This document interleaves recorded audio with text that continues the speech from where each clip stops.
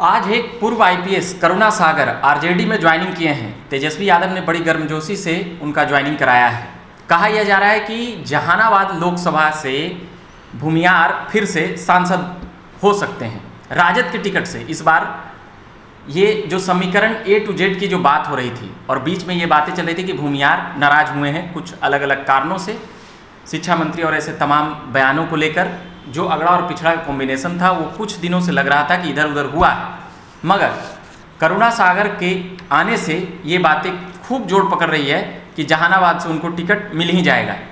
इन तमाम बातों को लेकर, खासकर जहानाबाद लोकसभा को लेकर बात करेंगे। अभी वरिष्ठ पत्रकार श्रीकांत प्रत्युष जी हैं और इन सवालों को समझेंगे कि पहले वो भूमियारों का सीट हुआ करता था, जैसे कि वहाँ से जो जीत कराते थे जो नेता, उसको देखते हुए।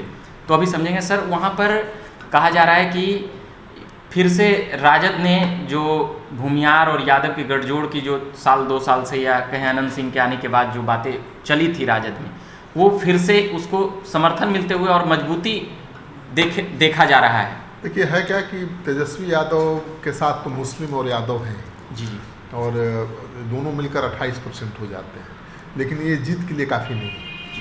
तो तेजस्वी यादव को पता है कि जो अगड़ी जाति के लोग हैं उनको भी साथ लेना बेहद ज़रूरी है, और शायद यही कारण है कि उन्होंने नारा दिया था A to Z, आरजेडी अब A to Z की पार्टी होगी, यानी हर जाति मजहब के लोगों को उसमें जगह मिलेगी। अनंत सिंह तो हैं ही आरजेडी में, आपको पता ही है, और भूमिहारों के बहुत लोकप्रिय नेता हैं। वो भले बाहुबली हैं लेकिन भूमिहारों के बहुत प्रिय हैं। उसके बाद एक पूर्व IPS अधिकारी करुणा सागर को आज तेजस्वी यादव ने पार्टी ज्वाइन कराया है। करुणा सागर तमिलनाडु के पूर्व DGP हैं और उप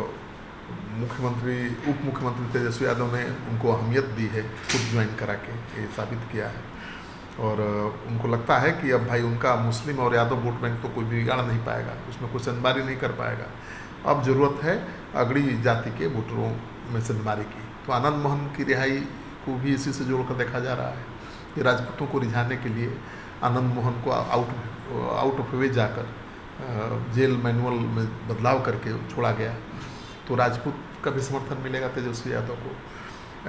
भूमिहार IPS अधिकारी हैं, DGP रहे हैं, बहुत नामी गिरामी अधिकारी हैं, और कहा जाता है कि करुणा सागर तमिलनाडु में अपनी तेज तरार छवि की वजह से काफ़ी लोकप्रिय भी रहे हैं और कई वर्षों से केंद्रीय प्रतिनियुक्ति पर रहे और विभिन्न एजेंसियों में अपनी सेवा भी दे चुके हैं।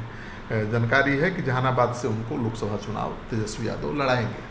तो बड़ी बात जो निकल कर आ रहा है कि जैसे पिछले बार नीतीश कुमार ने जो समीकरण बैठाया था उसमें एक मतलब कि अलग जाति को जाता हुआ भूमियार और यादव वहाँ पर टक्कर होता था, मगर पिछले बार जिस प्रकार से वहाँ पर एक अलग कह सकते हैं कि आरसीपी सिंह जो वहाँ पर चलती रही पिछड़े जाति को। नीतीश कुमार ने एक प्रयोग किया था जी, और सफल, क्योंकि कोई सोच नहीं सकता था कि वहाँ से कोई गैर भूमिहार जीत सकता है चुनाव। कई बार कोशिश हुई लेकिन नहीं जीत पाया। वहाँ से लगातार भूमिहार ही सांसद बनते रहे हैं। अरुण कुमार भी वहाँ के सांसद थे, आपको पता ही, 2014 में वो चुनाव जीते थे। उससे पहले जगदीश शर्मा भी वहाँ के सांसद थे। तो लगातार वहाँ से भूमिहार ही सांसद थे। और सुरेंद्र यादव एक बार सांसद रह चुके हैं, लेकिन वो उसके बाद लगातार परिपाटी रही कि भूमिहार ही रहा है। तो भूमिहार जिसका साथ देंगे वो सांसद वहाँ बनता है। नीतीश कुमार ने प्रयोग किया, पहली बार पिछड़ी जाति के नेता को वहाँ से चुनाव लड़ाया और चंद्रेश्वर प्रसाद को, और जीत भी मिल गई। तो माना जा रहा था कि अब जहानाबाद जो सीट है भूमिहारों के हाथ से निकल गया। लेकिन अब जब ये लड़ेंगे चुनाव, तो अधिकारी हैं लेकिन हैं तो भूमिहार बिरादरी से आते हैं, तो भूमिहार समाज का समर्थन उनको मिल सकता है। तो क्या नहीं चाहते हुए भी नाराज भूमिहार को मनाने के लिए तेजस्वी ने ये किया है, ये चल रहा है। देखिए, भूमिहार तो बीजेपी से भी नाराज हैं जी, ऐसा नहीं कि बीजेपी से बहुत खुश हैं जी। तो भूमिहार को तो जहां मौका मिलेगा वो अपनी सीट बचाने के लिए बोलबंद हो जाते हैं। जहानाबाद सीट उनकी सीट रही है हमेशा से। नीतीश कुमार ने नया प्रयोग किया और पिछड़े को वहाँ से सांसद बना दिया। फिर जब उनको मौका मिल रहा है, चाहे वो तेजस्वी के जरिए ही क्यों ना हो, एक भूमिहार सीट को फिर वापस लेने का, तो भूमिहार समर्थन करेंगे। और यादव मुस्लिम तेजस्वी यादव का वोट बैंक तो है ही, तेजस्वी यादव का ही उम्मीदवार हमेशा नंबर 2 पर वहाँ रहता है। मतलब इस बार पिछली बार नीतीश कुमार के कैंडिडेट जो जीते थे 1700 वोटों से जीते थे, चंद्रवंशी। मैंने आरजेडी का भी बहुत दबदबा है वहाँ, बहुत मजबूत है आरजेडी। आरजेडी लड़ेगी तो भी जीत सकती है, मतलब आरजेडी सुरेंद्र यादव भी लड़ेंगे तो जीत सकते हैं। लेकिन जब आरजेडी को भूमिहारों को साथ लाना है तो कोई भूमिहार कैंडिडेट देना था, और शिव सागर से बढ़िया कोई भूमिहार कैंडिडेट हो ही नहीं सकता है। और IPS अधिकारी हैं, डीजी रहे हैं, बहुत नाम वाले हैं, शोहरत वाले हैं, तो भूमिहार समाज भी संतुष्ट।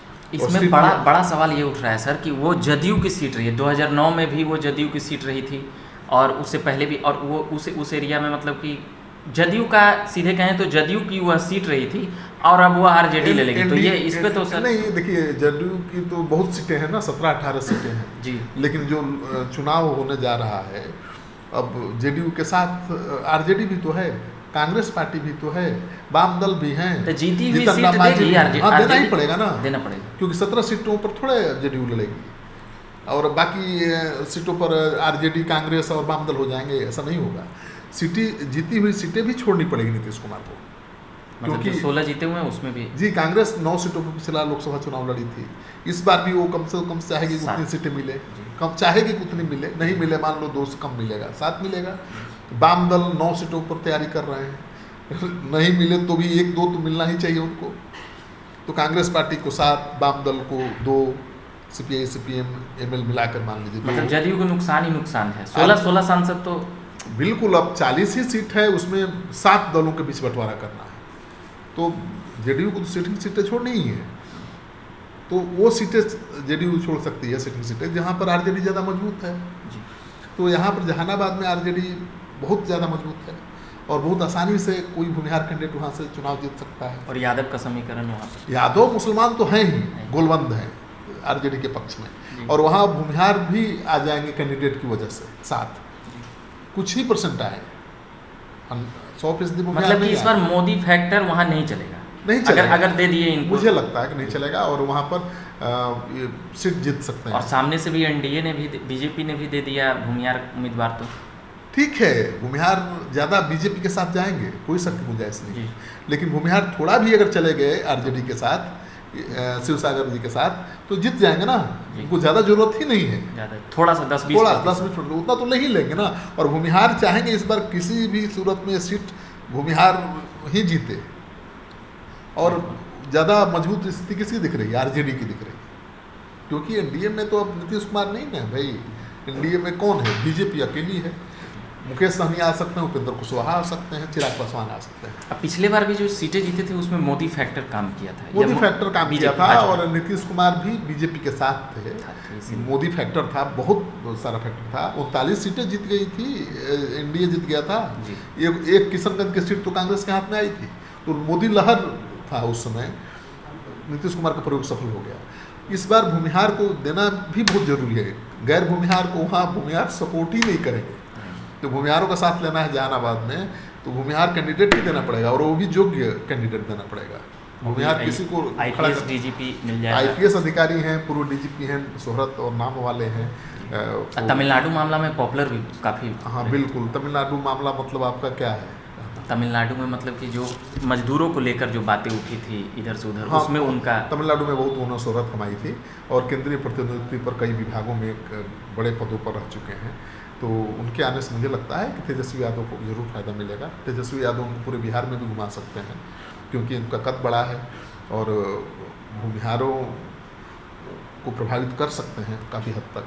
तो राजपूत भूमिहार का अगर वोट मिल गया थोड़ा बहुत भी आरजेडी को, राजपूत का तो मिलता रहा, भूमिहार का नहीं मिलता है, लेकिन अब भूमिहार का भी वोट थोड़ा बहुत मिल गया, तो ये नया आनंद मोहन भी फैक्टर रह सकते हैं इस पे? बिल्कुल रहेंगे, आनंद मोहन फैक्टर रहेंगे।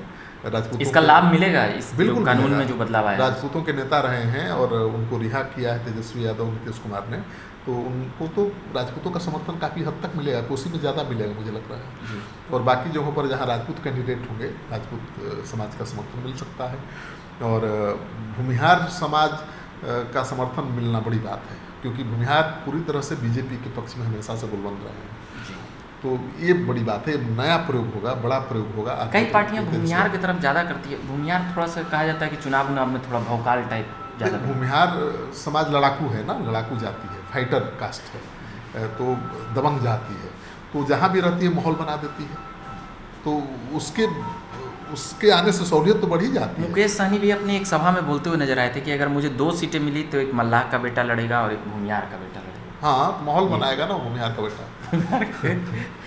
चलिए, तो ये बात कर रहे थे हम करुणा सागर, जो IPS हैं, तमिलनाडु में DGP भी रहे।